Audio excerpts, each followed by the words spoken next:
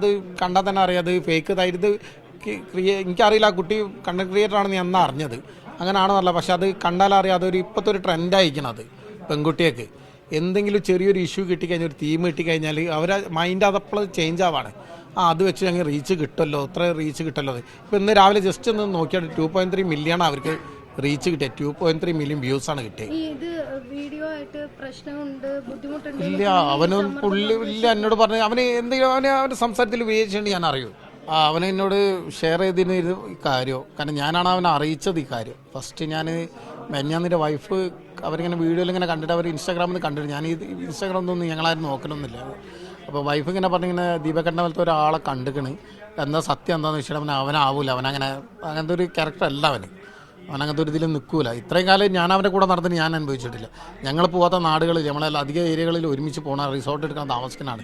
ഞങ്ങളാരങ്ങനെ ഒരു പ്രവണത കണ്ടിട്ടില്ല. ഞങ്ങളങ്ങനത്തെ ഒരു വേണ്ടത്തെ രീതി ചിന്തിച്ചിട്ടും ഇല്ല ഇതുവരെ. അങ്ങനെ ഇങ്ങനെ അവരിങ്ങനെ പറഞ്ഞിട്ട് ഞാൻ പറഞ്ഞില്ല അവനാവല്ല. പിന്നെ അവളെ കാണിച്ചെന്നാണ് ഞാൻ പറഞ്ഞു എനിക്ക് താല്പര്യമില്ല. കാണാം ഒന്നാമത് ഞാൻ ടയർഡായിരുന്നു മെഞ്ഞാന്ന് രാത്രി. അപ്പോൾ ഓക്കെ എന്നാണ് കിടന്നത്. പക്ഷേ എനിക്കിത് മനസ്സിങ്ങനെ അലട്ടഞ്ഞ അവനാണോ എന്നുള്ളൊരിത് മനസ്സിങ്ങനെ വരുന്നുണ്ട്. അപ്പോൾ ഞാൻ അവനെ വിളിച്ച് ചോദിച്ചു, നീ പോയിനടാ അവിടെ പയ്യന്നൂരോ കണ്ണൂർ അവിടെ ഇവിടെ പോയിനോ എന്ന് വെച്ചിട്ട് അവൻ പറഞ്ഞാടാ ഞാൻ അങ്ങനെ പോയിനു എന്തെന്ന് വെച്ചു. അവനിങ്ങനെ ഒരു വീഡിയോ വന്നിട്ടുണ്ട്, നീയാണ് അതിൽ ഇതായിട്ട് കാണിക്കണതുള്ളത്. വീഡിയോ ഞാൻ കണ്ടിട്ടില്ല, ഞാൻ ഇതുവരെ ഇന്നവരെ കണ്ടിട്ട് ഇപ്പോഴും കണ്ടിട്ടില്ല, ഫുള്ളും കണ്ടിട്ടില്ല, ജസ്റ്റ് കണ്ടത് നല്ലത്. അപ്പോൾ അങ്ങനെ ഉണ്ട്. അപ്പോൾ എന്താ സംഭവം സത്യാവസ്ഥ എന്താണെന്ന് വെച്ചിട്ട് അവൻ പറഞ്ഞാടാ ഞാനിങ്ങനെ പോയിട്ടുണ്ടായിരുന്നു, ഞാൻ ടയേർഡായിരുന്നു, ഞാനിങ്ങനെ ബാഗും പിടിച്ച് നിൽക്കുന്നുണ്ട്, എന്താ സംഭവം എനിക്കറിയില്ല, വീഡിയോ ക്രിയേറ്റ് ചെയ്തതൊന്നും ഞാൻ അറിഞ്ഞിട്ടില്ല, എന്താ സംഭവിച്ചതെന്ന് എനിക്കറിയില്ല, നീ ആ വീഡിയോ ഒന്നും ഇങ്ങോട്ട് അയക്കിയെന്ന് പറഞ്ഞു. അങ്ങനെ ഞാൻ അവന് ഷെയർ ചെയ്ത് അവന് കണ്ട അറിയണമല്ലോ എന്താ കാര്യം. ഞങ്ങളെ മേലെ ഒരു അക്യൂസ് വരുമ്പോൾ നമ്മൾ അറിയണമല്ലോ കാര്യം എന്താണെന്നുള്ളത്.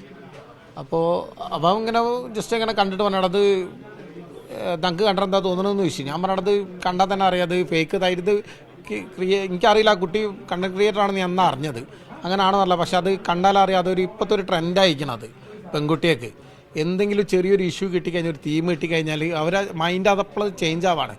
അത് വെച്ച് ഞങ്ങൾ റീച്ച് കിട്ടുമല്ലോ, ഇത്ര റീച്ച് കിട്ടുമല്ലോ. ഇപ്പോൾ ഇന്ന് രാവിലെ ജസ്റ്റ് ഒന്ന് നോക്കിയാൽ 2.3 മില്യൺ അവർക്ക് റീച്ച് കിട്ടിയത്. 2.3 മില്യൺ വ്യൂസാണ് കിട്ടിയത്. ഇല്ല അവനൊന്നും ഇല്ല എന്നോട് പറഞ്ഞു. അവന് എന്തെങ്കിലും അവൻ്റെ സംസാരത്തിൽ ഉപയോഗിച്ചുകൊണ്ട് ഞാൻ അറിയൂ.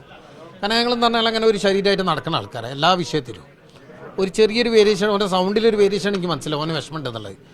ഞാനാണ് ഒന്നാമത് എന്താണെന്ന് വെച്ചാൽ ഇന്നലെ അവനോട് ഇതിനെ തലേന്ന് രാത്രി സംസാരിച്ചു. ഞാൻ പിന്നെ ബുദ്ധിമുട്ടിക്കാണ്ട് വെച്ചിട്ട് എൻ്റെ മറ്റുള്ള 2 സുഹൃത്തുണ്ട്, ആത്മാർത്ഥ സുഹൃത്തുക്കൾ, ഞങ്ങൾ 4 പേരാണ് ഉണ്ടാവുക.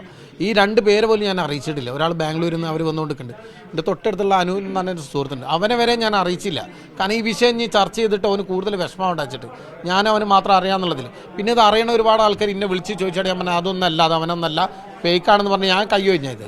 ഞാൻ ആ വിഷയത്തിൽ ചർച്ച ചെയ്ത് ഞാൻ ആർക്കും ഷെയർ ചെയ്തിട്ടുമില്ല.